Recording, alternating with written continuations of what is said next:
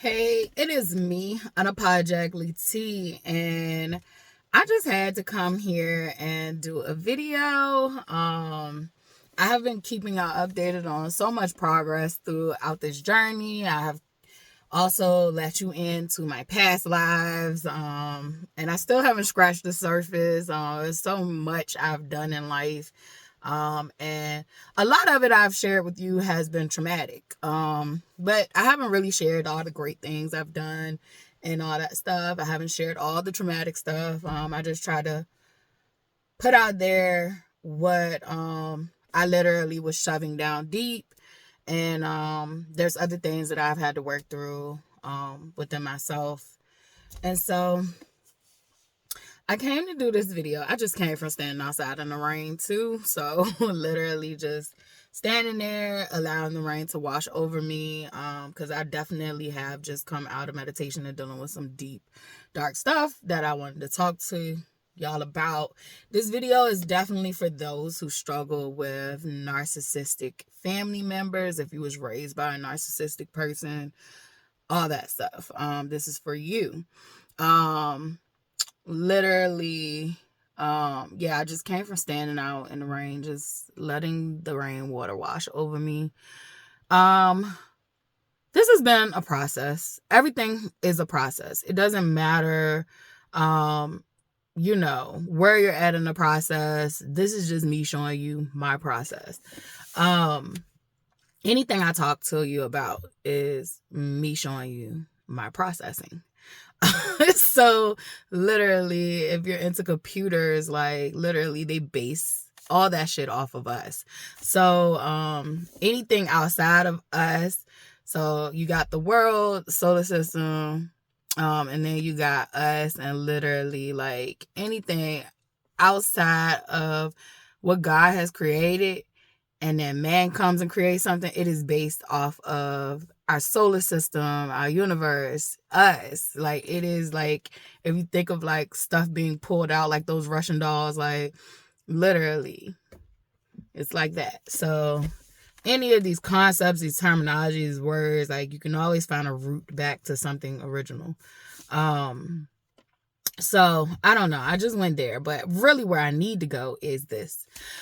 So I've been struggling with forgiveness, and I've came and done so many videos on forgiveness, and I don't delete them because I feel like forgiveness is a process, right? And so on this journey, I originally knew that what was done to me, what happened to me, literally happened for a reason. I think that was in one of my forgiveness videos in the beginning. Like, all this shit is for something. Nothing ever happens just for no reason. It could be the most wickedest, vile shit. Literally, if you're still alive to tell the story, like literally, you need to figure out how you could transmute that or utilize that to be something for the greater good. You're not just going through any of this shit just for no reason. It is all a part of God's plan. Even if you don't believe in God, like you can sit here and just think that this is a cause and effect reaction and all that shit. Whatever you make sense out of, you go for it.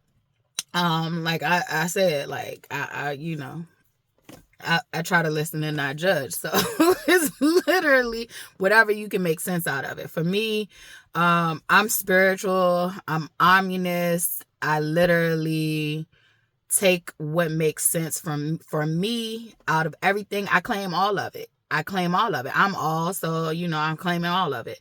So literally, I just was at this point where I realized a lot of our ancient original teachings literally have been hijacked. They also have been hidden from us. And I feel like the colonizers' point of view is that if you hide it, or if you take it and you twist it, like you can control the people. And that is true to a certain extent. You can never really truly get rid of what it has been done. Like, so you can commit the most atrocious thing, and you literally could try to bury it, you could try to cover it up, you could try to burn it, you could try to get rid of it, all the fuck you want to.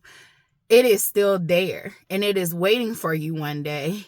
And it's waiting for you at the right time. So I literally say that to say I have been coming to this realization that, like, all the shit that the colonizers and their, the originals did, their descendants are continuing to do. Literally, you can't hide the truth. You can't hide true knowledge and wisdom because it is within. Literally, when you're searching for anything outside yourself, that is just you trying to confirm some shit. But what is being brought to you within and internally is what is being what it is. And we all have different realities, we all have different messages, and different shit resonate to different people for different reasons. We have to normalize that. That is why we all are created different and unique. We are to pool information and we are to make sense of what makes sense for us. Literally, that's how this was supposed to go. You were supposed to find your tribe amongst people who you related to, right? And so literally, a lot of things have been taken out of context, have been manipulated and twisted around. And this gets me to the point of what I have experienced this weekend. So I've told you all the harsh shit that has happened to me through my parents. I literally thought when Dante passed away that was like my end of like abuse and suffering, and it wasn't. So I thought I knew it didn't start with him. I always knew that. I knew that, me being with him was never, a reflection of him or I. I knew that from the jump. Even when, I had family members and people try to project that shit on me, I'm like, hold on. Like, this nigga is a breath of fresh air compared to what the fuck I've been through. Like, this shit ain't even that bad. And that's sad because, even though it wasn't that bad to me, it's still, I wouldn't want anyone to have to deal with a relationship with like ours. Like, and it's not just one-sided. We both had a set of issues that we were trying to work out. Like, I always would get mad sometimes and play that Rihanna song like, nigga, you just was trying to figure out the inner issues of a bad bitch, because like at this point we both got problems. And I think a lot of people don't realize that when you're in abusive relationships. And I'm not talking about the ones you originated with. I am talking about the ones you get into after you try to get away from those you originated from. Typically, when you're picking these abusive relationships, you're picking them out of what is a norm to you. And so I realized that, for real, on some real serious shit, my daughter's father was a representation of my father. And then my experience with Dante was a representation of my mother. My father, I always could see through. I always could see through. I always knew what it was. I just wanted to have a father. I think all little girls would. You growing up, you want to have a father. My stepdad, literally, just the situation of literally he set the tone for me to literally just be compliant. He set the tone when he came into my life. He literally beat the shit out of me for me walking around in my own house, because that's my motherfucking house. And just because I was a little girl, you coming in here trying to dictate and control and run shit. And it was like, no, you're not going to dictate and control and run shit. This is our house. You are a visitor, nigga. This is a revolving door, my nigga. And I thought it was, but she picked that nigga. She picked him. And so because, she picked him and she sided with him from the very jump. The very jump, that nigga got to beat the shit out of me. And she ain't never let no niggas beat the shit out of me. That was the shit. My dad, she let him throw a snowball and hit me in the face with an ice snowball. But outside of that, she never let any of her men physically do any fucking thing to me. But with him, she allowed that shit to happen. And I feel like it set the tone for all that. And it set the tone for me not to feel safe to, say anything, because she took his side with me basically walking around my house doing what the fuck I wanted to do in my house, because that's what I was doing prior to him coming. So I wasn't feeling like I was doing anything wrong. I felt like he had a control issue. And then when he tried to check me on me basically advocating for myself And I am saying it rough now, but like, I did talk to them men any fucking kind of way in that house because I didn't respect them. I felt like when they would come into the picture, it would throw shit off. And so, it was usually more chaos and confusion than what the fuck we already was dealing with. So, literally, me advocating for myself and speaking up, and then once he got smart with me, I literally was like, you're not my daddy. Like, who, like, you're not talking, you can't tell me what to do. You're not my dad. And he wasn't. I didn't even know this man. Like, besides him coming into our house like a couple of times from her like partying and shit, like she wouldn't call it a party because that's how her mind works. She would think of it as, I had a few friends over. Nigga, y'all was partying. There's music playing. Y'all smoking crack. Y'all drinking. Y'all laughing. Y'all having a good time. Y'all partying, my nigga. Like, but she would look at that shit. If I said that to her face today, she'd be like, I didn't have parties in the house, Latifah. I had a small group of friends that came over. Like, this is what used to happen to me as a child. Like, anytime I would call some shit out, it would get rebranded and rewritten so that it looks great for her. And literally, it's the same shit. You just making it look nice, and I'm just telling you what the fuck it actually is. And so, with that situation, I didn't know this man. This man had just started, like, being at our house. Like, he had just started, like, coming over. Like, you had just brought this nigga in our house. And you left the house to allow him to watch me. And that was the first interaction of me with him. So I literally, as a child, I hated him. But I had to learn to love all of my abusers because I was a child. If I didn't, how would I survive? Like, if I kept talking the shit that I usually talk and being the way that I usually, they would have killed me for real. Like, I would have ended up dead. They probably would have poisoned me or some shit. I don't know.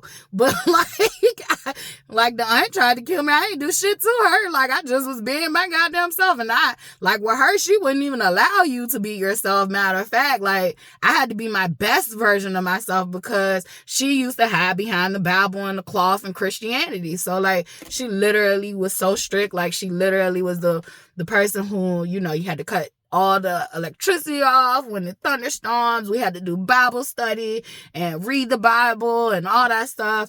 And the whole time you are fucking pure evil. That's crazy. So like, a lot of things in my childhood happened on the watch of my mother. It all started with my mother. My father is my father because of my mother. My mother chose him. She was not raped. She chose this nigga. And maybe she didn't think that she could get pregnant in her 40s, but she knew her mother got pregnant in her 40s, and she chose this nigga. I don't even care. This shit started with her. And you hurt females that want to say, like, you can't blame the women. Y'all gotta stop saying that you can't blame women, and literally, it be the women. Literally, it be the men. It be the gender. It doesn't matter. It be whoever the fuck is evil. That's how evil gets to hide, because y'all sit here and be too protective over one group or another. You'll say, oh, well, it can't be the Jews because the Jews got Holocaust when Hitler was around. It still can be a Jew. A Jew can be very fucking evil and wicked. Oh, well, the black people, you know, we've been through all this pain and suffering and all this shit was given to us. And yes, that's true. But if you don't fucking heal, you are fucking pure evil. Literally, y'all gotta stop hiding behind these groups titles and all that shit. Like, it's a done deal for me. I don't give a fuck no more. Like, I literally had an experience this weekend where it was just like, you can't keep covering and excusing abuse. Like, you can't keep doing that shit because of titles or groups or labels. So now that I'm like getting that shit out, I'm just doing this video authentically as possible. Like, whatever comes and flows, I'm trying to allow it to come and flow as it is. Whoever it makes sense to, it makes sense to. For me, I'm just trying to share it and get it out. So like, literally, me and my kid, we went out and we did some things, and like, one of the things she had been talking about is the part of the house she's in. Literally, it is open. It's a room, but it's open to, like, if someone comes in through the main, not the main door, like the house, but like if you coming from the house to get outside, like you're walking, it's like 2 doors. So it's like the house and then it's another additional door to get outside. And so you come from the house and you get in this room and then you can go outside from this room too. So like, I'm trying to like just make it make sense. And literally that means that like if my brother wants to come through and he wants to go check the mail, go outside, do whatever, he can see into her room. My daughter is used to being in her room and she's used to like sleeping with just her underwear on. So like literally situations have happened where he is accidentally, it is not on purpose. She doesn't feel like it's on purpose because we talked about it. Like she felt like it is just him having to come through and you know, she could be in the process of trying to put her pants on. Like she's standing up about to put her pants on, but he's coming through the door. So she got to hurry up and maneuver. So I'm like, well, there's an entryway. There's already a curtain hanging up that she put up when she first let my daughter get the room. And it's like see-through though. It's kind of like if you thought about like those doors back in the 70s and they used to have like the crystal things hanging. Well, hers is like that, but it's not just crystals. It's like it's whatever it is, it's see-through. You can see through the lines. So, and it's only to this side. So we was talking and I don't feel like my brother is wrong. This is his home. It was his home before it was ours. It's his name on the property as well. So like, I can't, you know, just be pulling up on my brother like, oh, can you not like, yeah, like it just, it feels like more of a confrontation than a solution. So to me, I was just like, you know what, like, I don't want her, I never even felt like with her, like, I want to tell you, like, you know, put some clothes on and all that shit, because this is your room, like, this is your comfort zone. So like, I was like, you know what? The solution to this isn't for me to victim blame. It isn't for me to blame him because he's not intentionally trying to peep and Tom on her. So I was like, well, just get you some curtains that's blackout. So we go have our day. We do that. I think like a couple of days pass. We don't get the curtain. I mean, we don't put the curtains up, but the incident ended up happening. Like this shit happens again. And it was like, well, that was our fault. We was being lazy. So I go, my daughter come in the room and was like, you know, well, it just happened again. And she's been clear. Like it is nothing like where he's staring at her. It's just like he comes through and he doesn't realize that she doesn't, you know, she's not properly dressed. Mind you, the air conditioner is not working in that room. So like it's hot. And so it's summer. So like literally I'm trying to find a solution. I was lazy as a parent. And so I didn't even put the curtains up, but I did tell her to put the curtains up, but it ended up happening again. So it's like, okay, well, let's just go ahead and get this done. This is a simple solution. So I go to put the curtains up, and because this is not my house, I definitely tell her, like, you know, well, Charlotte sometimes, you know, like, don't have her pants on, and we wanted to put curtains up. I'm not thinking, like, I need permission, but I am letting her know, like, I'm about to modify this little doorway that you already have, like, these sheer little curtain shit. And she is big into decoration, so maybe she don't like, I don't know what it is. I'm not going to keep making excuses. That's my whole point of this fucking video. Anyway, so immediately, I get pushback. Immediately, I get pushback. Immediately, she goes on to say, like, well, a man live in this house, I think that she should have clothes on, period. She even contradicted herself and was very hypocritical because she was like, I have to sleep in the living room, which, mind you, before we got here, she was sleeping in the living room. Her room, she's a hoarder. So her room, literally, I could barely walk on the floor. So when I got here, I was given her bedroom. Her bedroom had shit on the bed. Her bedroom had shit all over the floor. Like, it was covered. And when I say hoarder, I mean hoarder. It wasn't like hoarders like the food hoarding, but it was hoarding like she just has a shopaholic problem. So there is shit just everywhere. So it's not like it's the shit where like, I want to say like, it's rotten food and rotten stuff.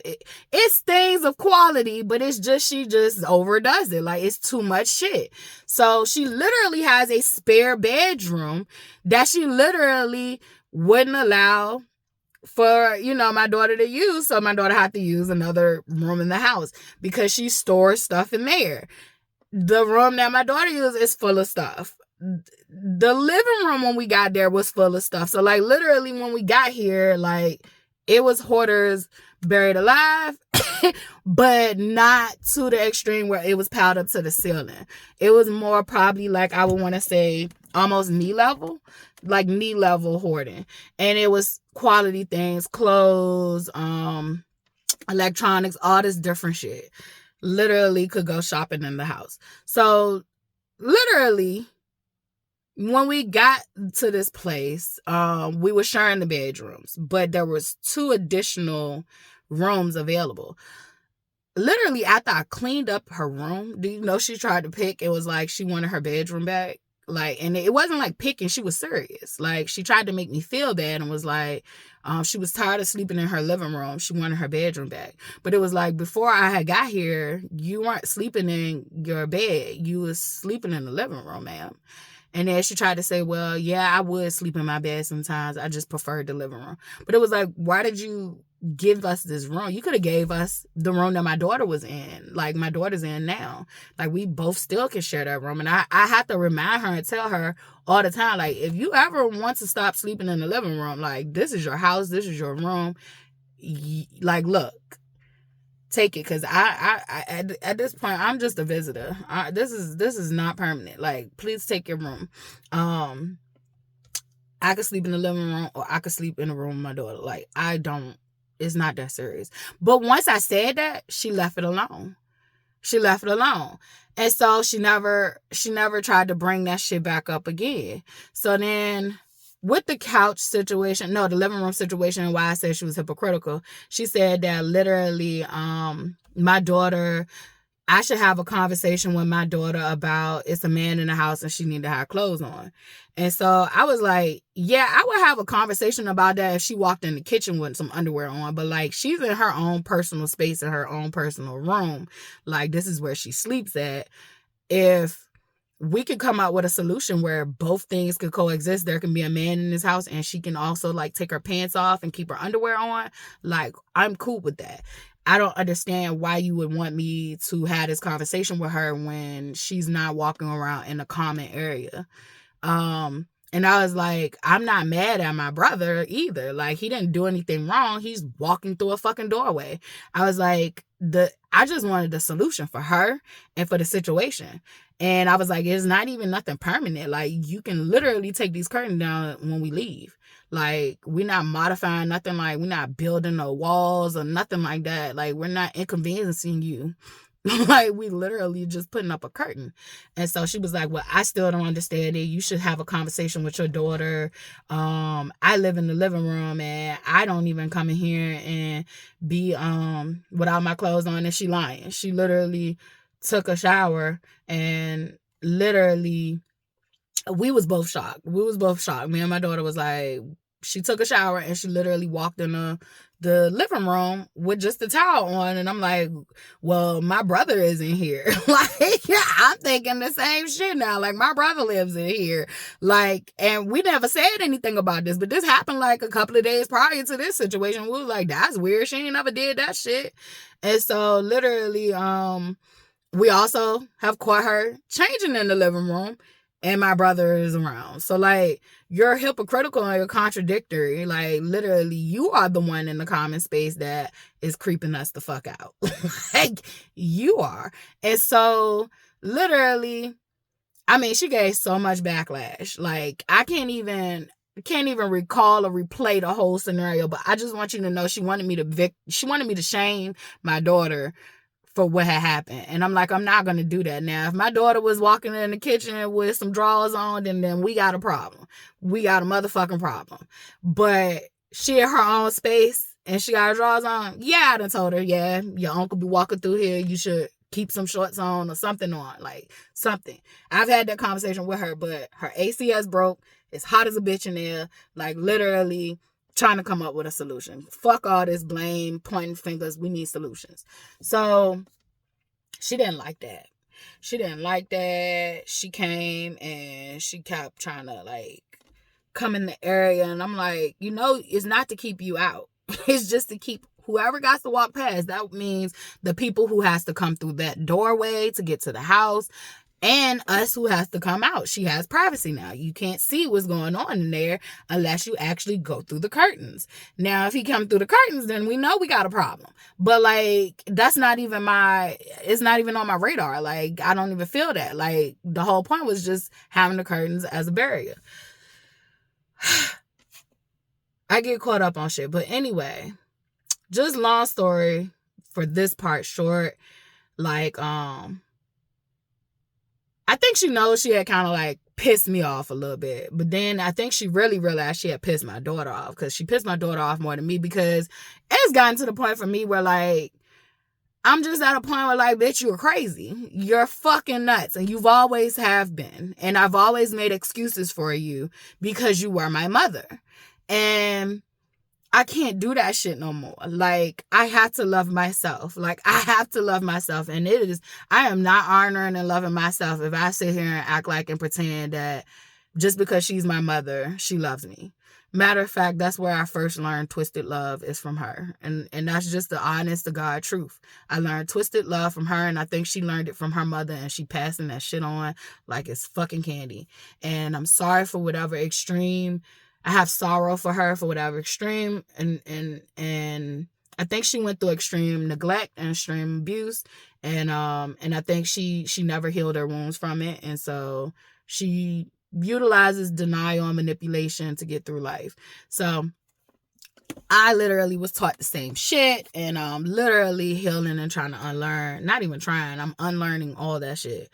So my goal is to be the best version of me, the best version, the way God created me to be. And that's not your standards. It's not society standards. It is me and God's business. Okay? All right. So as long as we clear, that's how it should be for everybody. You ain't out here committing fallacies against everybody else and yourself. I feel like you are good in my book. You are pure of heart. But literally, it was just on my mind. Like, it just got stuck on my mind. Like, this lady is crazy.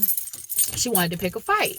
So I think she went in after I even talked to her about that situation. I think she further went in the room and was talking to my daughter, trying to do what she told me I should do. And so I think my daughter, like, it was some other shit too. She brought up some other shit, like kind of like pick a fight. She just wanted to argue.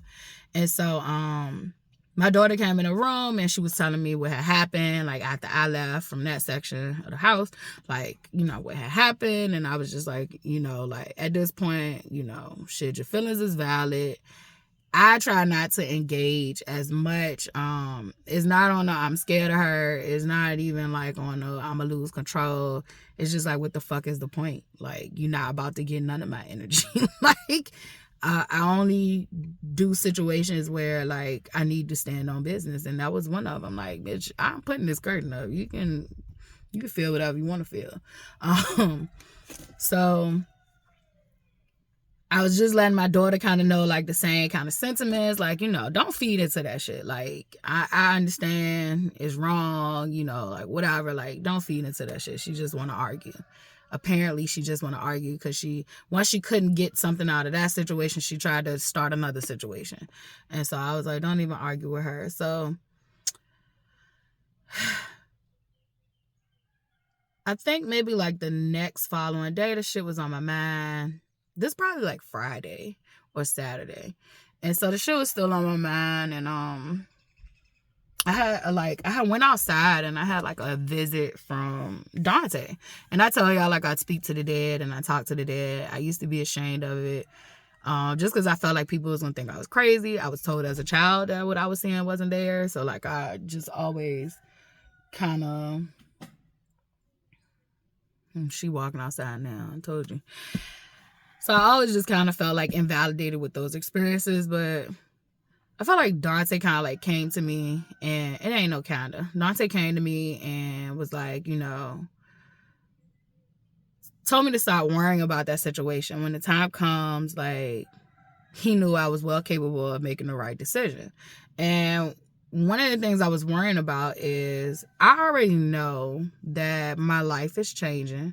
I already know that I'm destined for greatness. I've always have been. And I literally feel my life shifting and changing. It's very much internal, but you know, what so above, so below, so within, so without. Like literally, whatever is going on in here, inside here, will always reflect what's going on in this outside world. So like, I always knew that this is coming, literally. And so one of the things I've been struggling with is like, what does that look like for me and her? And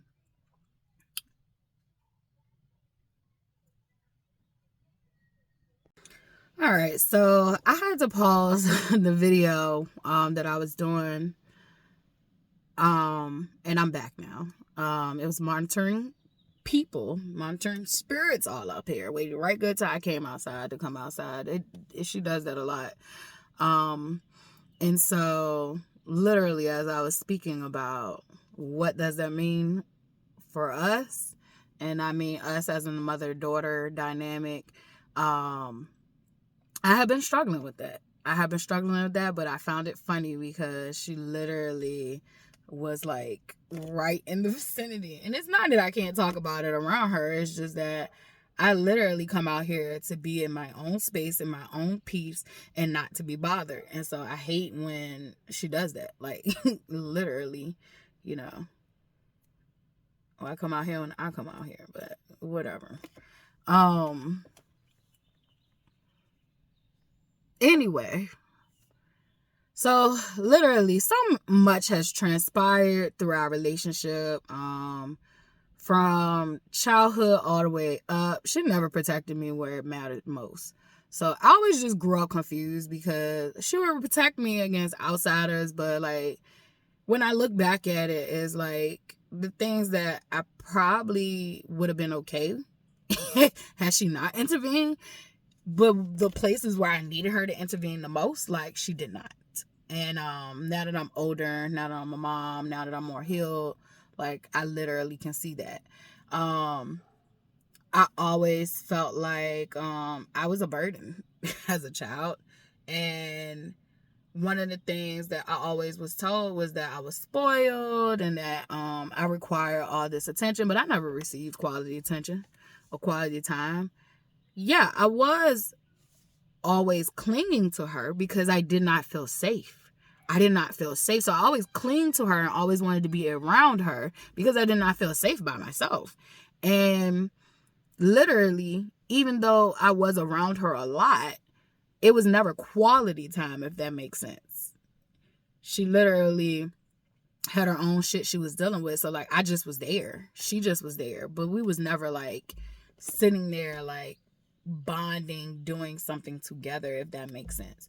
So a lot of things I have been working through my childhood, and it like dawned on me. You learned everything you knew about fucked up love from your mother. The reason that you are addicted to chaos and confusion is from your mom. That does not mean that the abusers outside of her gets a pass. It just means that she was the common denominator. But yeah, the people who did what they did, my biological father, my stepfather, my aunt, and so on and so on and so on, y'all gotta pay for what y'all did on your own. Like, but her, she was the source. She has been the main source of teaching me to accept abuse, teaching me that abuse should be excused because of titles and all that shit. She was the main source that taught me to deny my reality. She was the main source that taught me to have low self-worth. When it came to my hair, I'm finally realizing like she didn't like my hair. Like everybody told me how beautiful my hair was. Like, oh, you have such beautiful hair. As a little girl, she's the reason I hated my hair. Like she just said so fucked up horrible shit. Like when it was time to get my hair done, it was always a fucked up situation. I've been burned getting my hair done. Literally, I was burned so bad. Like it was just it was just so horrible on the back of my neck. And I remember I had a play the next day. I mean, that same day. Like, that was why she was doing my hair. She felt like my hair wasn't pretty unless it was straightened. Like, she never told me the importance about, you know, my hair was beautiful as far as its curl pattern. She always said that my hair was the worst hair she had out of all. Her words, not mine. The worst hair that her kids had. And literally, like, my hair is not even bad. Like, my hair is actually a lot like hers. And it's funny because now I'm realizing she hated me secretly because she secretly hates herself. And so literally, I'm thinking about stuff and it's like, oh, she used to tell me when she was a little girl, her mom didn't do her hair either. Like her biological father used to come by and have to take her somewhere else to get her hair done. And so I was like, oh, this makes lots of sense of why you treat me the way you treat me. It makes a whole lot of sense. And she's back outside right now. I'm not stopping the video. I don't even care at this point. Maybe we'll catch her live being a monster. I don't know. Anyway, so like, you secretly just hated me. And it was confusing for me growing up because, like, when we think about narcissistic parents, they talk about a golden child and they talk about the black sheep. I felt like both. And so I would get put on this pedestal by all parents. And I would get put on this pedestal because it was an extension of, like, on the outside. So to other people, like, when I hit these accolades and do excellent in this area and that area and this and that, I would get put on a pedestal to other people. Like, oh, my daughter did this, my daughter did that. But at home, it was a different story. Like, at home, it was a different story. And so literally, I just grew up so fucking confused about what was love and what love looked like, what love felt like. I thought love meant abuse and pain, for real. And I don't mean like I thought love comes with, like, you know, hard times. I thought, like, love literally meant, like, people gonna hurt each other really badly. And you get over it and, you know, you go to what's next. That's why me and Dante could kick it for so long, for so many years. Like, this was love for me. And, like, it's now, like, when you do that self-love and internal healing and you start to love yourself, you start to feel like this is what love feels like. I always thought I would know what love felt like from another man or another person, a friend or something. I never knew what love felt like. Even from having a child, yes, I probably got more glimpses from being a mother of what love really feels like than I did with anyone else externally. However, I never really realized what love was until I started to love myself, till I started to talk to myself better and be that nurturing mother to myself, until I started to literally stop guilting and shaming myself. Literally, it has taken great cultivation to get here. God has worked miracles with me. Miracles, because the stuff I've been through, like, literally, I should be, you know, having grippy socks on permanently, not just a visit here and a visit there for a tune-up. I should be in there permanently because I've snapped and done something. Or I would say because I've snapped and done something. I should be in there permanently. But I'm not, because that's the God I serve. God I serve said, no, ma'am. I created you to be way better. And you're going to be way better. If you can make it through that shit, then you can definitely heal through that shit. So literally, if you one of the people that God gave his toughest battles to, I literally want you to know that if you can survive it, you can heal through it. But I have digressed. So literally, I just been scrambling and with those concepts. I feel like since I was a little girl, I always wanted to take care of my mother. I always felt like, you know, she struggled, she was poor, she always made a way for us. Not realizing that is the role of a mother. Like, literally, that is what mothers are supposed to do. They're supposed to make a way. Fathers are supposed to make a way too. So when I say this about her, I am not giving that nigga nothing off the hook. I just feel like he's a non-motherfucking factor. That's all. I just feel like I've addressed whatever the fuck I had to address with him, and he's not a factor anymore. Whereas in her, she was a factor, and she had her nails stuck in me, and I finally have removed those fucked up claws. And so literally we're focusing on her today for you butt hurt feminine energies. Okay, all right, so literally I just was like feeling like, you know, where I'm headed. I know where I'm headed. I don't know how or when, but I know where I'm headed. You know, I want to look out for my mom. I want to do this. I wanted to get, you know, my debts paid off, which baby girl came through. Well, God came through baby girl. Literally, all the thanks and gratitude to God, the God within, God all around. Yes, literally. I started this video and told you I was in like a buttload of motherfucking debt. Literally not no more. The only thing that's still tied to her is the car note of the car that I literally can't drive. It's literally parked and can't be driven. And so like I'm literally paying off. The rest of that, I probably got a couple of thousand left. Woo, woo, won't God do it? Yes, literally.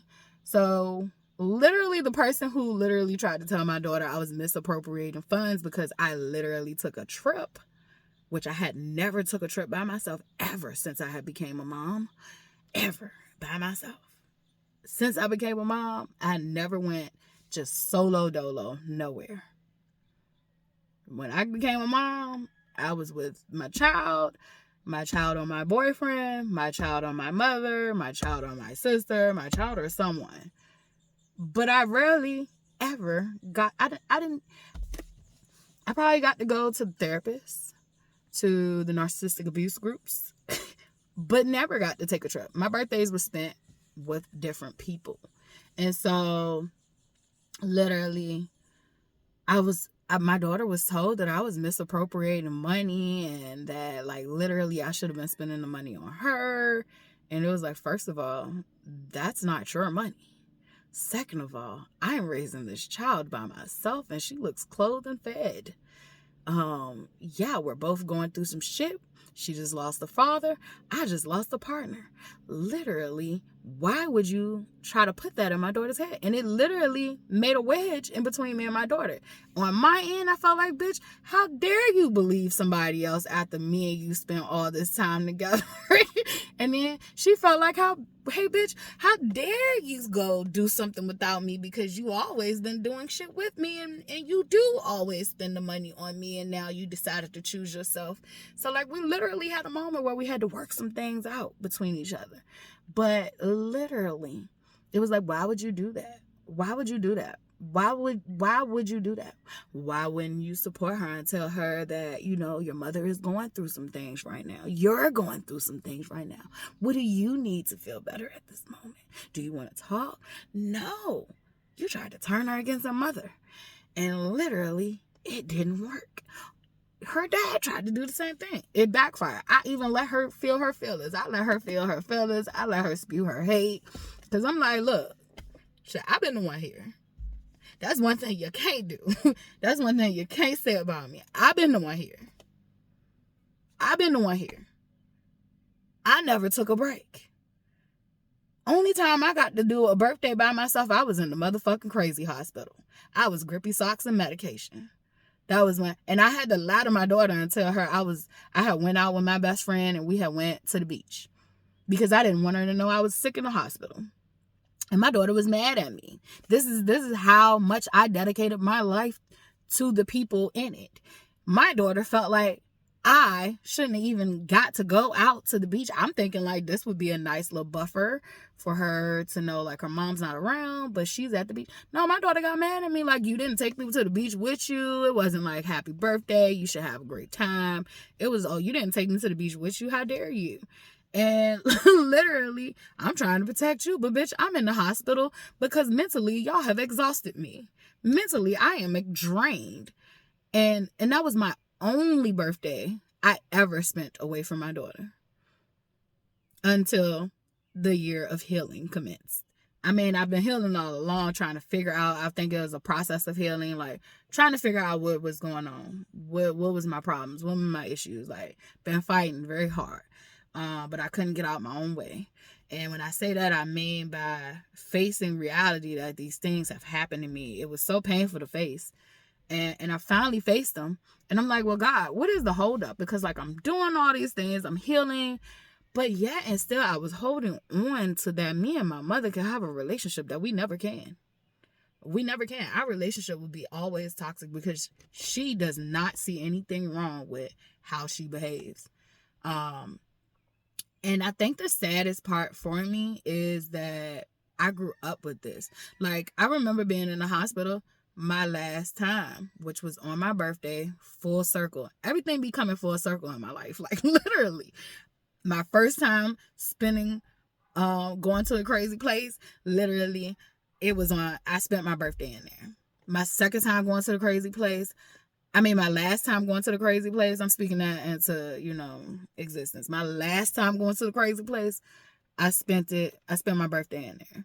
Full fucking circle. Started out a nervous wreck, was coming out realizing I wasn't the complete problem. I had some shit in there, but I wasn't the complete problem. And it wasn't clicking who was. Even in the hospital, while she thought I was losing my mind, she called, and she know bills is a weakness for me. Like, that is one of the things she raised me to be responsible and pay my bills. Literally, she knows that is a weakness for me. That is a part of the psyche that will crash if I can't provide and take care of myself, if bills get too overwhelming. That is a thing for the both of us. Like, we both will crumble with that. She called me in the goddamn hospital. I think I called her, and I wanted to speak to my child for real, but literally, her conversation was literally about how the bill collector had called her and how she said she said something about I needed to pay my bills, and it's like, well, bitch, my daughter already let me know, like, you telling everybody, like, I'm not doing well and all this shit, so you already know I'm not doing well. Then, not only that, you already know I've never left my child. I've never just got up out of the house, walked off from my child. I've never distributed this behavior. So, like, that lets you know something is wrong. Something is wrong. Even though it was right for me, it was not my regular behavior. So that, as a mother, you should know, maybe she overwhelmed. But I don't think you really cared. I don't think she ever cared, because when my partner died, the first fucking day, she let me know. She said it.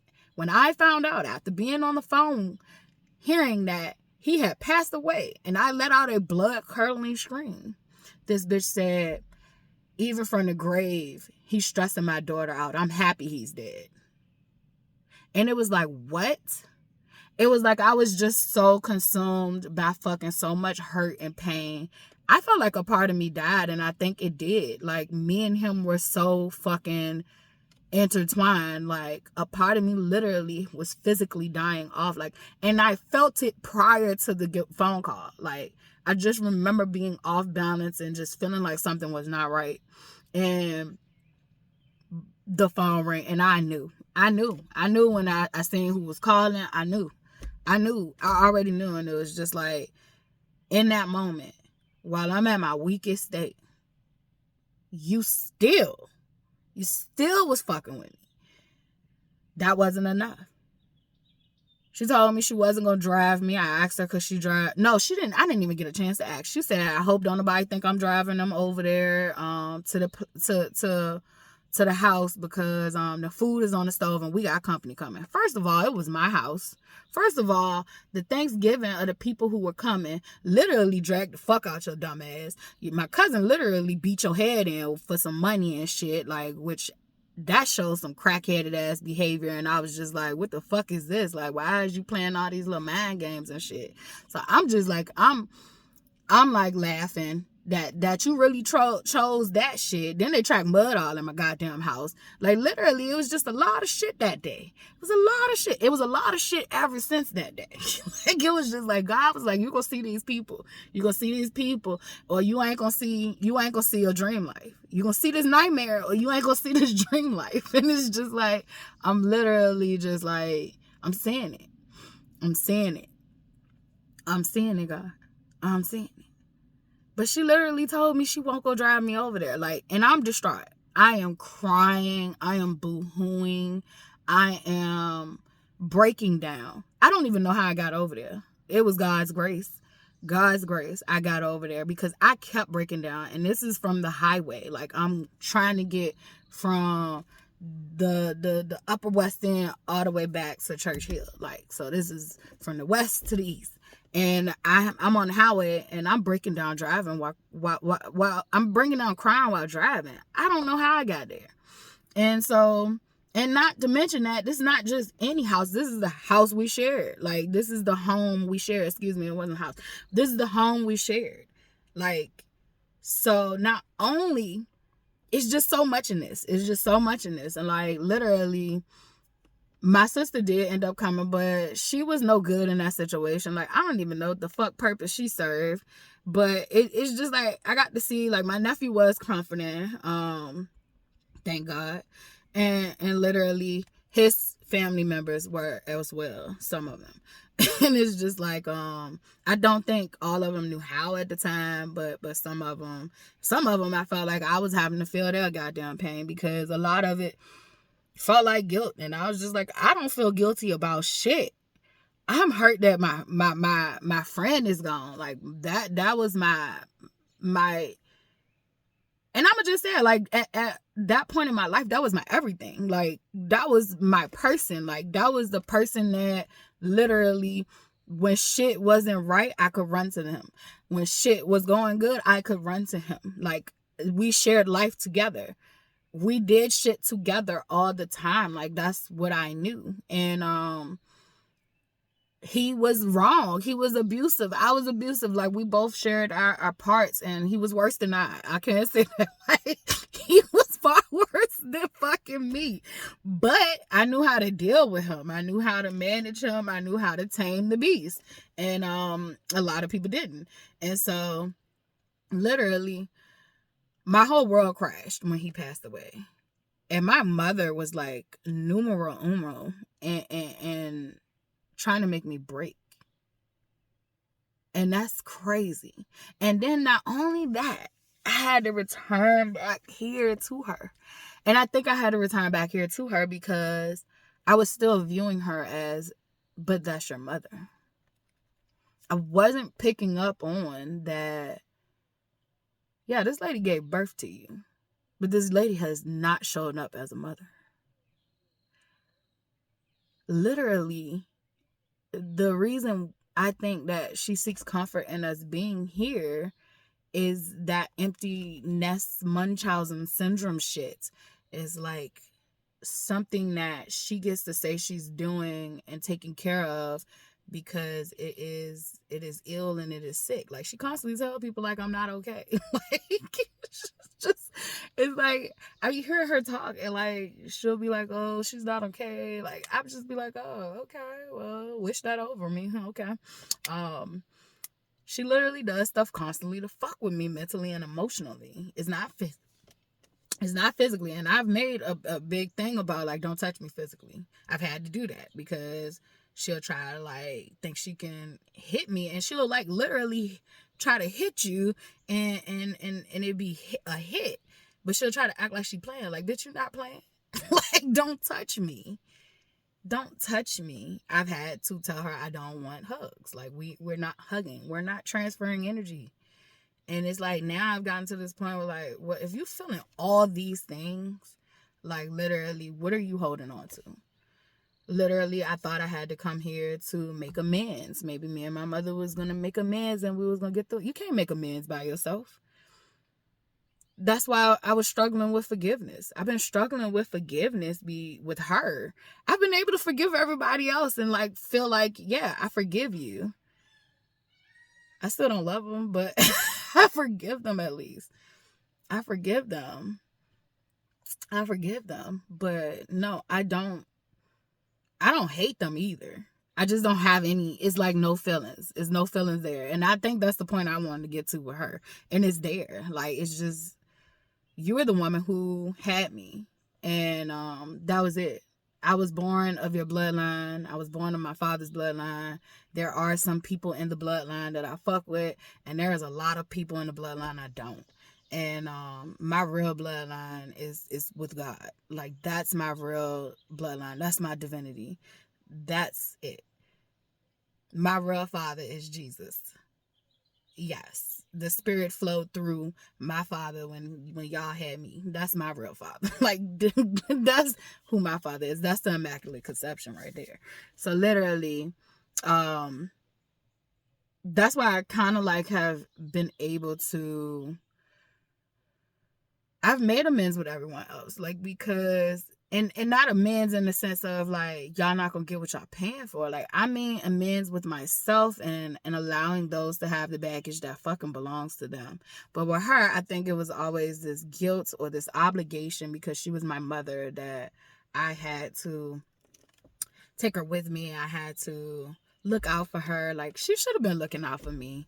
And she never really did. Even when I was in college, she supported me like she did. And it's not even so much. She supported me like she did because she didn't get to go when she was younger. That was always her dream for me. Even though it was a dream for myself, like, she killed the dream, matter of fact, because it was something that she always, like, in the back of my mind, she placed it that is the measure of success for me.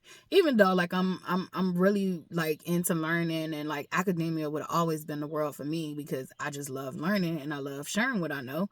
Like, I probably would have went to college regardless, but like, she really, really pushed it to the point where, like, I started to, like, not even want it. I guess you call it rebellion, but that was her dream come true for me. Like, she even tried to, at one point, tried to push me to go into the career she went into. She was like, well, if you don't want to be a doctor, you should be a nurse. And it was like, well, I never said I wanted to be a nurse. And she was like, well, you know, like, you could do this. And they basically, you know, do this and do that. And like, RNs are basically, you know, the next thing, you know. Well, not the next thing, but like, you got the other one too. I forgot what you call it. But the practitioner, no. I forgot what you call that, but like, they're underneath the doctors, and then you got your RNs and all that shit. But I was just like, no, that's not what I want. Like, either I was gonna be a surgeon, doctor, or I don't want to be a doctor at all. Like, I wanted to cut shit and, you know, repair shit and makeshift things and do the, you know, the awesome things in life where, you know, you do reconstructive surgery or you invent something new that helps save people's lives. Like, that's what I wanted to do. But I was like, no, if I'm not doing that, I'm going with my second career, which was teaching. And literally, I've had many career explorations and ideas and things that I've stuck my toes in, and literally, you know, felt like, I ain't got enough information about this. This is not what I want to do. Like, that is why it's important to let your children explore and try new things, because you just never know. Like, they still learning. They just say, don't really want to do this no more. But they still got the experience of trying it. But anywho, she just always wanted me to be an extension of her. And I see that now. And I see also that any aid she's ever given, it either came from a place of her own lack. So she can sympathize with people when it's a place of an awareness of her own lack. So like with her, she grew up and she didn't have a lot of material things. So she literally would use material things and give them to me, not realizing like I don't care about material things a lot. And so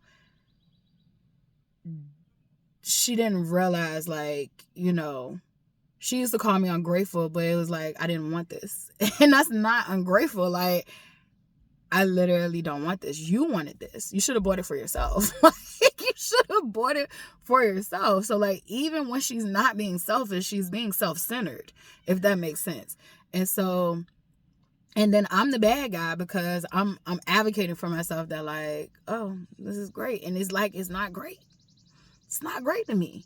And so I've always felt, even Dante used to do that shit to me. Like, he'll buy me gifts and shit from his own perspective. And it's like, we've been together for this long. Like, you don't know what I like. And then it was like, oh, you don't know what I like because I don't even feel comfortable telling you what I like, because when I used to try to tell people what I like when I was growing up, it was a problem. I was ungrateful because what you did for me, I didn't like. And it was like, you didn't get the chance to hear me, see me, or know what I like. And I'm not saying this on a scale of if a stranger or someone not as close to me does something for me, I would never do that. I would make use of it. I would make use out of the things that they would give to me. But why am I pretending that I like some shit that I don't like? Why pretend? But because, I grew up in that type of environment, I had to learn how to pretend that, yeah, what you just did for me was awesome. Yeah. And so I tended to lose myself in that. Like, you lose your identity when you have to make yourself small for other people to feel good about themselves. And so, well before I met Dante, my mother was my first abuser. My mother was the first chaos and confusion, born in utero. Literally was introduced to toxins in utero. She was grieving her loss of her mother, so I was plagued with sadness and pain and anger and all kinds of shit. And it only got worse as I came out. And I don't know what else she did in utero with me, because she likes to paint the narrative to make herself look nice, because alcohol back then wasn't deemed the worst thing you could feed a baby. I think that's the only reason why she'll say, like, yeah, I took a sip or two. But that story changes a lot too, because it went from, I used to drink, he said, as long as you don't get drunk, to, oh, I only drank once or twice. Which one is it, ma'am? Which one is it, ma'am? Did you get drunk when you was with me? I don't know. Now, I'm very special. And was you smoking the rock when you was pregnant with me? We'll never know, because you literally tell health truths, and you tell the truth that paints you in a good light. So literally, we don't know. Me and my brother are space cadets, so shit, she might have been in the air. She might have been around somebody that was smoking it. It leaves a little smell in the air. But, that's another, fucked up thing. She tries to hide. She tries to pretend that, her drug and alcohol addiction wasn't a drug and alcohol addiction. She was borderline, and she was just having fun. This shit bothers me to this day. She'll say, I wasn't like the rest of them. I never did drugs to escape from anything. I did drugs because it was fun. Bitch, you sound worse than them. I would respect a person who said, I was doing drugs because I couldn't face my own reality. This bitch said, I was doing drugs because it was fun. Okay, that is so surface level. We all know we were doing drugs because it was fun. That's how it started. You don't continue to keep doing it like you doing it just because it's fun, ma'am. Not those kind. Even though I don't judge none of them, because all of them is an escape from your current altered state. I mean, your current state. As soon as you take the drug, you're altering your reality. I don't give a fuck how great the reality you altered it to, but you still altering it. You can learn to do that shit with your own brain, but I don't judge, because I know this shit is somebody taking something. We doing something. Everybody got their own vices. Get the fuck out the car. It's a fly in my car, and I hate flies. Little monitoring spirits. Anywho, I don't care that she knows this. She came back outside again, and I just don't care. I'm not gonna stop talking. Literally, yeah, she'll say oh, well, I just did it to have fun. And it's ma'am, all that childhood trauma, you done told me your whole life story when I knew her whole life story probably by the age of 7. By the age of 7, I knew all this lady's shit besides the shit that she refused to admit. But the shit that she's willing to share, I've heard those stories over and over again. She's telling the same stories to this day. That's the only reason I know that probably is true, because those stories remain the same. So I think those are her core hurts and pains. But I think she uses it to try to act like it's a badge of honor, which she doesn't realize, lady, it fucked you up.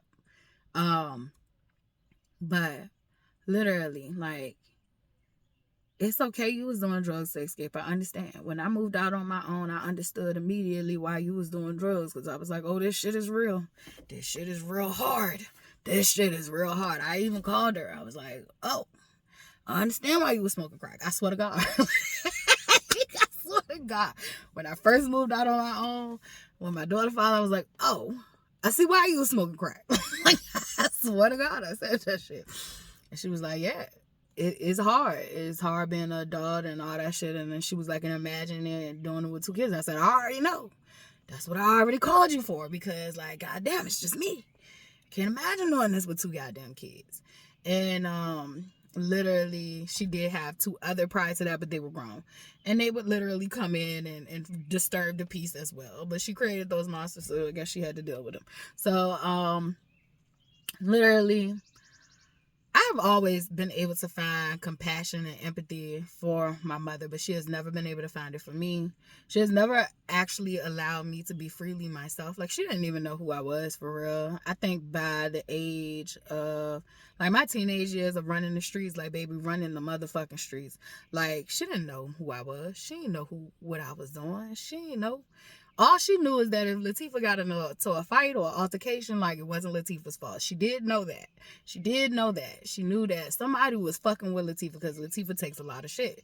And so, like, she always would advocate for me if I got into a physical altercation or something like that because she knew my personality type.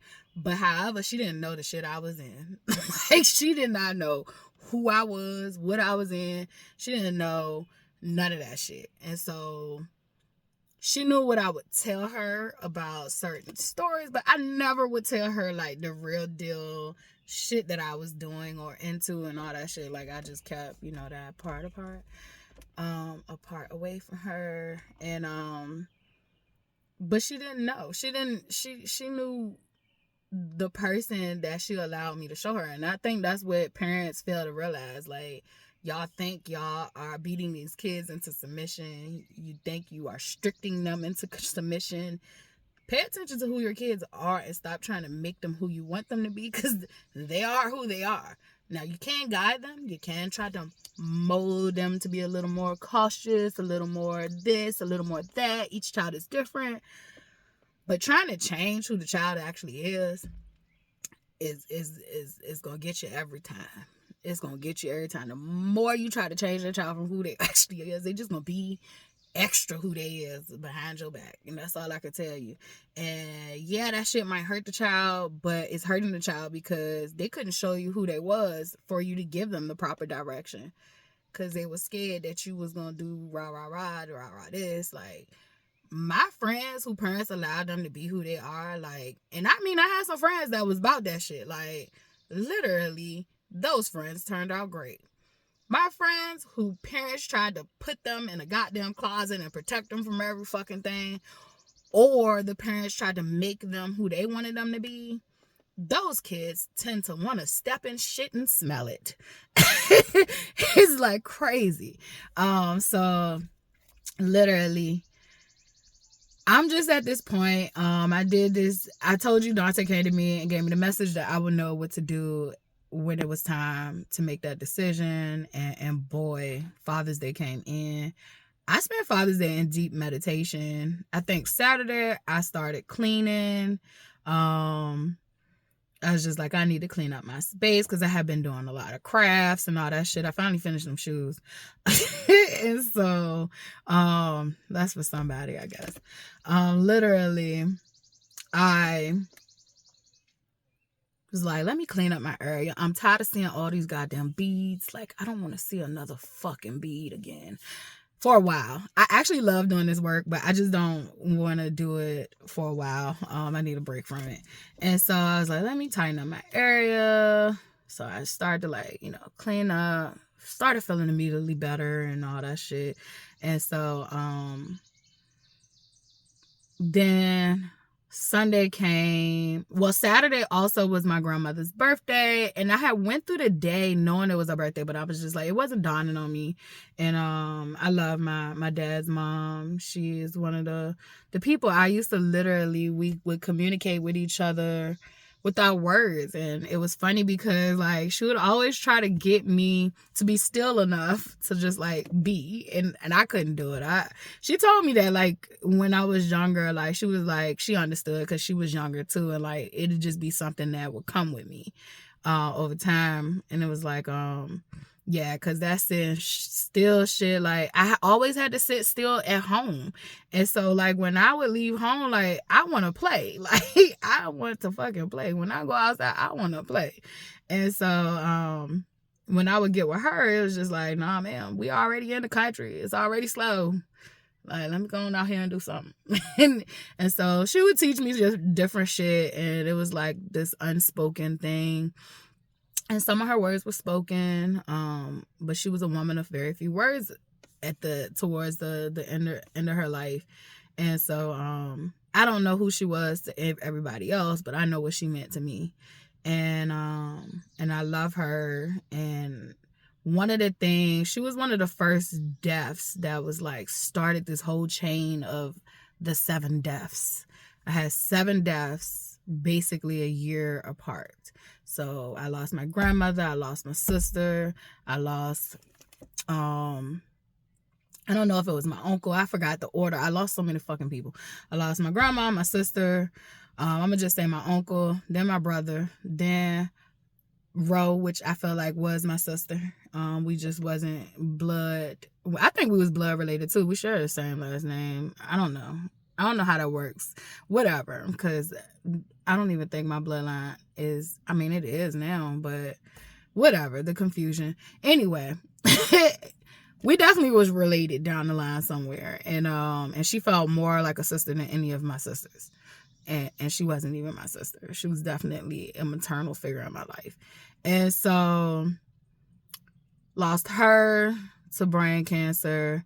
And then I lost my grandma, my sister, my uncle and brother, Ro. I lost Lily, which was my dog, which was like my baby. And then I lost Dante. And so that was 7. But I also had other family members that passed away in between these times also, but these were my 7 close deaths. And I mean, they hit me. They smacked the fuck out of me, like back to back to back to back to back. And I remember with my grandmother, I was going through some shit at home, and Dad basically like told us like, you know, you should go see her, whatever. Dad did that before, and you know, we went up there to see her, and definitely wasn't her time yet. So I was thinking like this was gonna be one of those situations where it's not like her time yet. I didn't expect that she was gonna pass away, and so I didn't go up there to see her. And I had immediate like regret once I found out she passed away. And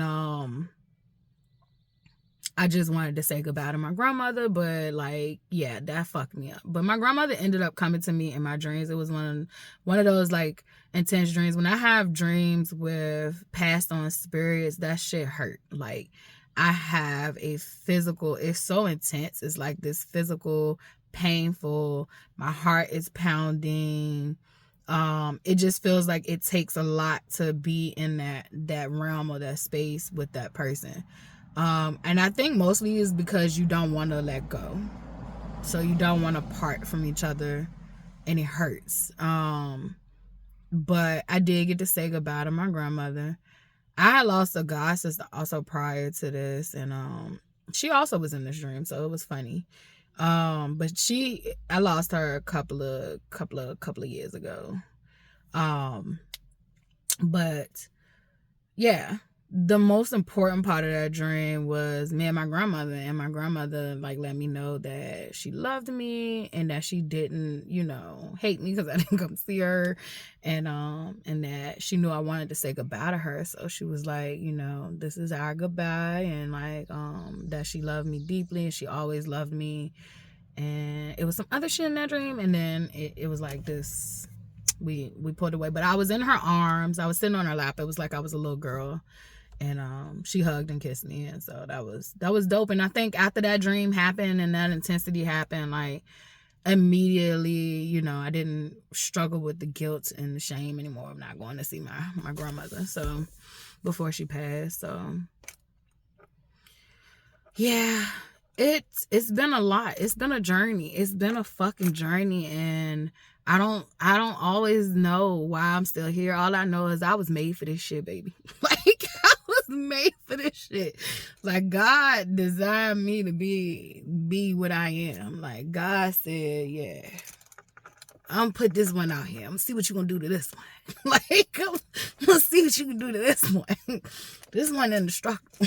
This one won't go nowhere until I call her home. Like, but the whole purpose of this video is that this nigga literally came to me and told me, like, you gonna know what you need to do when it's time for you to do it. And I literally Saturday, had some kind words. I posted about my grandmother, and it was her birthday. My sister also shares this birthday, who got murdered. So happy birthday to her as well. Love her. Hope she's at peace wherever she at. And that she looks out for her daughter. So literally, then it was Father's Day.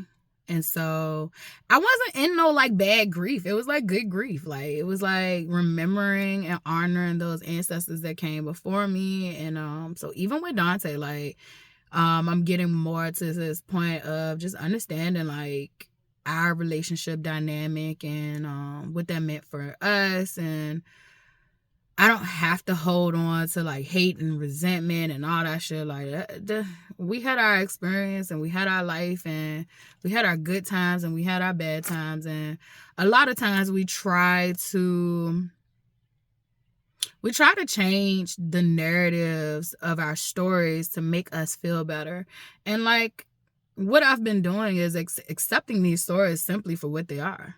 Like, learning how to do that now, because I was taught to change the narrative, and it's just like, no, this is what's wrong with this country. We're changing history, and we shouldn't. There are people who can do good things, and there's people who can do bad things, and there's some people who do good things and bad things all together, and there's some people who are skewed onto the evil side. There's some people who are completely just evil, those people that just do the bad things. There's some people who are, very pure-hearted. Those people who just tolerate any fucking thing. And then there's the people who are kind of skewed. They're all that whole, I'm love and I'm light. It's just like, shut the fuck up. But I was there. I never say these things out of judgment when I be like, shut the fuck up or like that. I was that. Like, I done been all these different fucking roles. Like, I don't ever remember being pure evil. I don't remember that. I remember going too far, but I didn't start it. I just took it too far. Literally.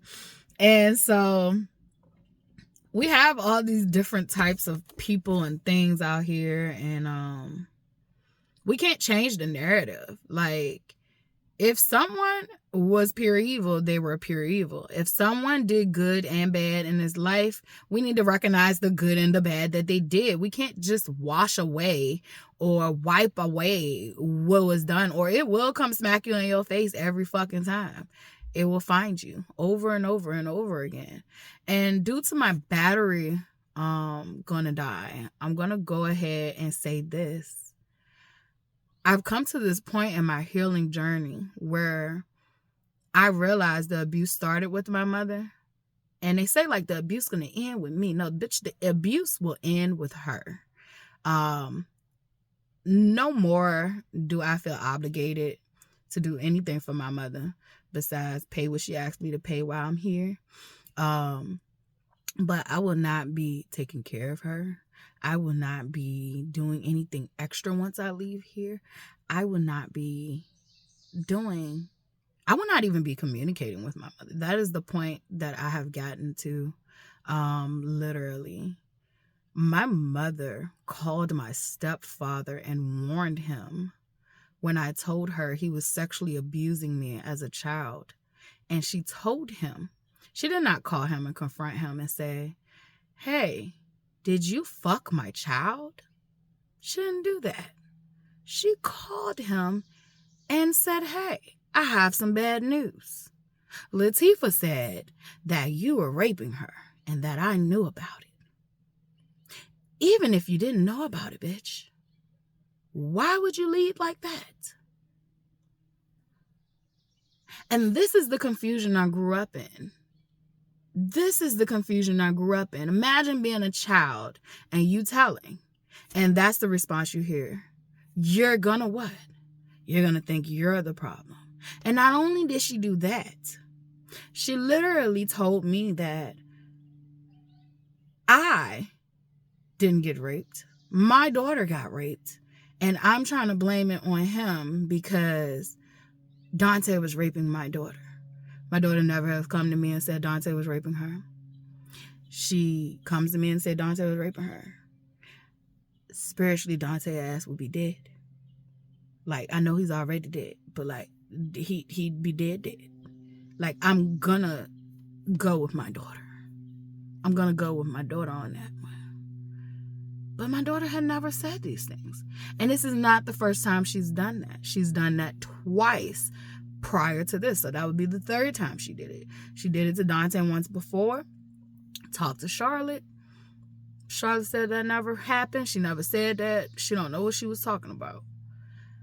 And then she later came out and said, oh, I said that because I didn't want y'all to be together no more. And I know you care about your daughter. So I thought if you thought he did something, he touched her or something, that like you would break up with him. And it was like, oh, that's how manipulative you are. She did it to my brother before, and I don't even know. She did tell my brother. But I think she was trying to cause a rift in between me and my brother, because during that time, my brother was having some mental health issues and he was trying to figure out his way and all that shit. And I look back on it, she was always a wedge in between me and my brother. Like, she plays us against each other. And literally, she told me and my brother that my daughter at 2 said that he was messing with her. And so I asked my daughter once again. I didn't come with her. She's 2. I just asked her simply, was my brother touching her? She was like, no. And I was like, did he ever touch you here? And I pointed to where or there. No. And so literally, I was stuck grappling with, did my brother touch my daughter?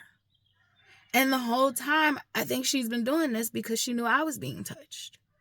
She definitely knew about my father. I told her about that. And she told me it didn't happen. And where was she? And she started questioning me and all that shit. Like, until I realized it didn't happen. And so now I realized, as a grown-ass woman, for all these years, I've put this lady on this pedestal. I've made her look good in the public. I've given all the praises to her. I basically made her my God, and she's not my God. She was a lady that birthed me. Yes, she sacrificed her life to do that, but that's what she signed up to do. The same as I signed up for my daughter. That doesn't mean my daughter is obligated for me to abuse her. Like, she's not obligated to allow abuse for her.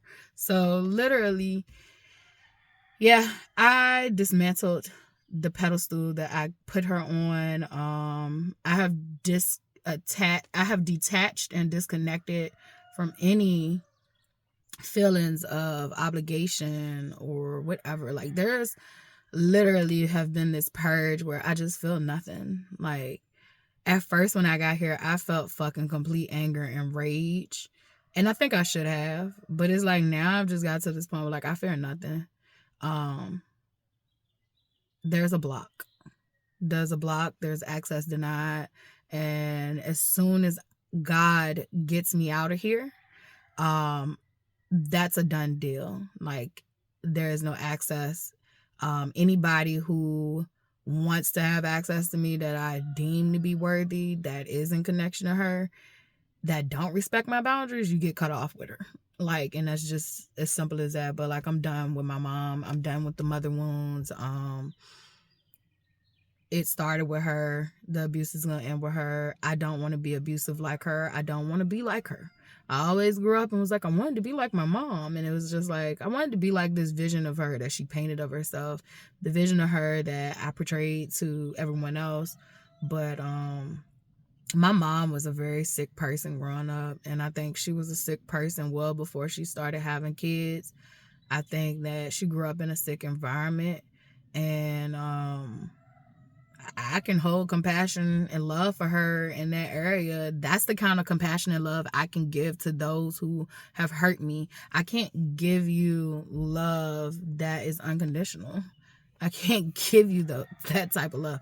I can give you love and compassion that I understand that you were abused too, but because you chose to become your abusers, um, I can't excuse that.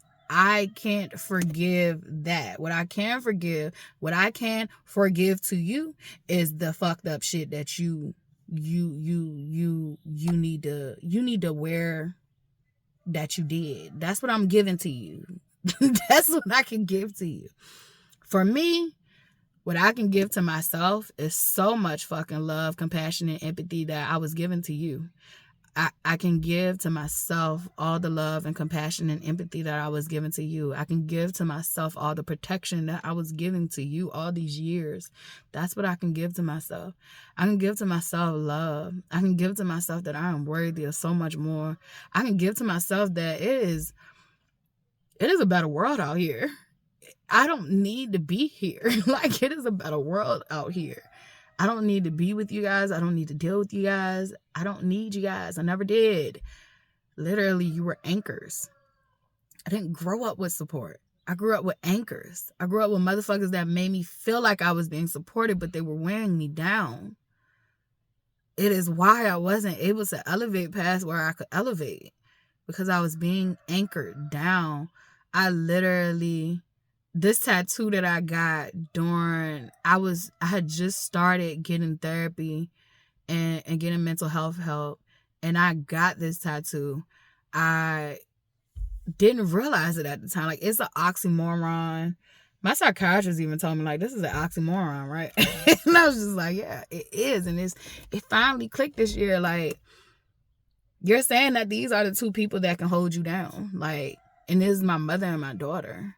And, like, we all know that your kid can be an anchor to you in the sense of, like, those are that's the person that you are willing to go out, you would die for your child. You would do all these things for your children. So I don't regret my child being on this tattoo that, like, it says, I refuse to drown. I refuse to drown no matter what. But I don't regret my kid. My kid actually elevates me. My kid keeps me on my toes. My kid is not trying to deliberately fuck me over. But however, my mother, I definitely want to get her shit covered and turn it back into like a rope. But one of the funny things about the tattoo is that the rope is loose. The rope is loose. So even though it's an infinity symbol, the rope is loose. The rope is not connected. The rope is not connected at all. So it might can stay as is, but I just know that chapter in my life is closed. I don't want nothing else to do with her. At all.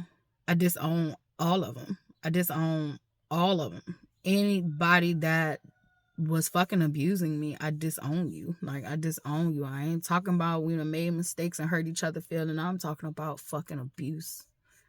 Talking about abuse. I don't know you outside of the past you. And I don't want to get to know you if you change. I don't give a fuck. I don't know you outside the past you because I'm not here to forget. That's the problem. I was forgetting. Forgetting allows abuse to repeat, whether it's with the same people or a new set of people. I was forgetting. No, we ain't forgiving to forget. We are forgiven to move on and elevate. Like, we are forgiven so that our load is lighter. We are forgiven so that we are not harboring on to anger and ill will and malice against these people whose lives are already fucked. Like, we forgive so that we can move forward. We give that baggage that they have gave us. We give it to transmute it. We give it to transmute it, transform it, make it something beautiful, or turn it into a secret weapon. But we don't ever forget. Stop forgetting what has happened to you. You forget what happens to you. It's still in the body. The pain, the what has happened is trapped in the body. And so your body and your subconscious mind still has it, but you are unaware of it. Stop trying to be unaware of it just because it's painful. And I say that with so much love and compassion because I was there. Literally, you got to face that shit. You gotta face it. You gotta face it. And today and yesterday, I have faced that I no longer want anything to do with my mother. I am ready to leave this place. I am ready to move on. I am waiting for my next instructions and directions on what that looks like. But I hope to be out here pretty soon. However, I do know, I trust God. I know that God is in control of all of this. And so whatever I need to do, I'm going to do. And that's what I'm going to do. I'm going to just keep on doing what God wants me to do, whether it makes sense to you or not. But I do know I don't fuck with my mother anymore. And I don't mean that with malice. I don't mean that with hate. I don't mean that with any of that shit. Any of it. I mean it with self-love and respect to myself. How the fuck can I love myself and love her? It doesn't make sense. And I don't mean love her in the way of, oh my gosh, she's a person. She's, I see her as human and I see her as the hurt little girl she is. That's not what I mean. When I mean love her, I mean the love that she taught me. The love that says you're supposed to show up no matter what. The love that says that no matter what someone has done to you, you must show up and be the better person. Be the bigger person. No, ma'am. Can't do it anymore. I am from now on treating everyone the way that they treat me, or I can also remove myself from those situations. I am no longer going in situations without asking questions. Any situation I was taught with these people, like, oh, you asking too many questions. I was shamed for asking too many. Any situation I go into, and if I ask some questions and I want some clarity on some shit and I can't get it, definitely with doing business, definitely in relationships, like I literally can't be there. I can't be there because anybody who is irritated or annoyed by me asking questions, that literally means that you're up to no good. You're up to no good. You're up to no good. You're trying to hide something. So literally, that's a red flag for me. It's a red flag for me. So I'm not going into nothing that I can't ask questions about, more clarity about. Don't come bring me no stories and I can't ask questions about it. If I ask questions and you get irritated about the question I asked because you know that question gonna lead to you telling the truth, don't fucking come to me. Don't come to me wanting my fucking opinion or my truth on a situation and I give it to you and you feel like that's not it. Bitch, that's what God wanted you to hear. Like, I'm not dimming my light no more. I'm not doing none of that shit. And the people that make me feel like I got to skedaddle, baby. I got to go. I can't go into no more situations feeling obligated to be somewhere and do something with someone that I don't want to do it with. If I feel like I don't want to do it, I can't do it. And I got to be okay with that. Like, I have been just taught so much fucking guilty obligation with people. And I can't do it no more. Like, I literally can't do it no more. I literally have been proven I just can't do it anymore. Like, I can't do it anymore. And I'm just here. I am here. I'm not even here just waiting. I am here processing. I am here detoxing. I am here healing. And I'm a motherfucking beast. If I can heal in my first fucking hell, that I originated from, if I can heal here, I can heal anywhere. And I'll never forget how I've been treated, not just this last go around and all the things that has transpired, but through my whole life with these people. I can't forget that. I don't want to forget that no more. The only reason I wanted to forget is because I felt like I still had to deal with them. And in order to still deal with them, that meant I could not remember what was happening. Because how can I deal with them and still know what was going on? My mother psychologically, mentally, and spiritually has been trying to take me out even before I got here. So literally, if I can survive here, I can survive anywhere. And I've proven that.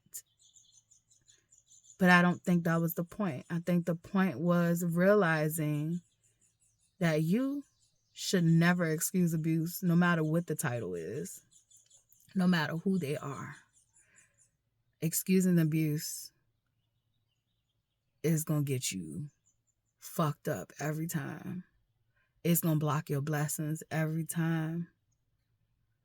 It's going to have you stagnant every time. It's going to fuck you up. So, literally, whatever you believe in, whatever you into, if you're on this healing journey, and even if your situation ain't mine and it's somebody else that's abusive, and it's maybe it's the job, it doesn't matter what it shows up as. Literally, stop excusing abuse. Stop excusing abuse. See people and things for what they truly are. If it is an anchor, if it's pure evil, let it go. Let it go. You deserve to soar. And so do I. So that's where I'm at. I'm going to go take a break and eat some food, take care of myself. And until we meet again.